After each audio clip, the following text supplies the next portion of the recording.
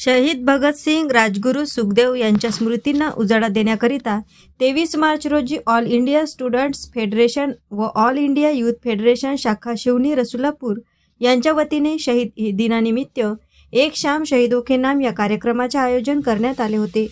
यावेळी कार्यक्रमाचे प्रमुख वक्ते ऑल इंडिया स्टुडंट्स फेडरेशनचे राज्य कौन्सिल सदस्य कॉम्रेड तल्हा शेख यांनी शहीद भगतसिंग यांच्या स्मृतींना अभिवादन करून शहीद भगतसिंग यांच्या जीवनावर प्रकाश टाकत शहीदांच्या स्वप्नातील भारत घडविण्यास आपण सज्ज व्हायला हवे असे वक्तव्य त्यांनी आपल्या व्याख्यानातून सर्वांसमोर मांडले। यानंतर क्रांतिकारी शाहिरी जलसा संच धम्मा खडसे व त्यांच्या साथीदारांनी जोशपूर्वक क्रांतिकारी गीतांचा कार्यक्रम सादर केला। यावेळी कार्यक्रमाचे अध्यक्ष ऑल इंडिया स्टुडंट फेडरेशनचे माजी जिल्हाध्यक्ष कॉम्रेड कविश्वर रहिराव हे होते।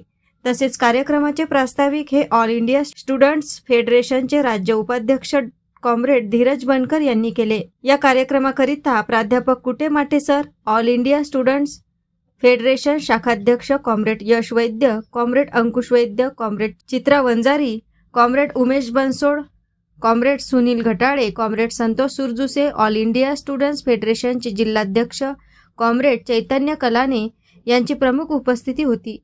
या कार्यक्रमाचे संचालन कॉम्रेड प्रतीक्षा ढोके व कॉम्रेड ओम कळंबे तर आभार प्रदर्शन कॉम्रेड चेतन वैद्य यांनी केले। हा कार्यक्रम यशस्वीरित्या पार पाडण्याकरिता comrade Amit Borkar, comrade Yash Vairagade, comrade Siddhesh Tarekar, comrade Saurabh Rajkule, comrade Kartik Rajkule, comrade Kartik Ghuguskar, comrade Prajwal Dhoke, comrade Akshay Mandurkar, comrade Akash Dadarwade, comrade Roshan Vaidya, comrade Payal Rajkule, comrade Vedika Margade आदींनी अथक परिश्रम घेतले। एएस न्यूज महाराष्ट्राकरिता शिवनी रसुलापूर येथून प्रतिनिधी मिलिंद कडू।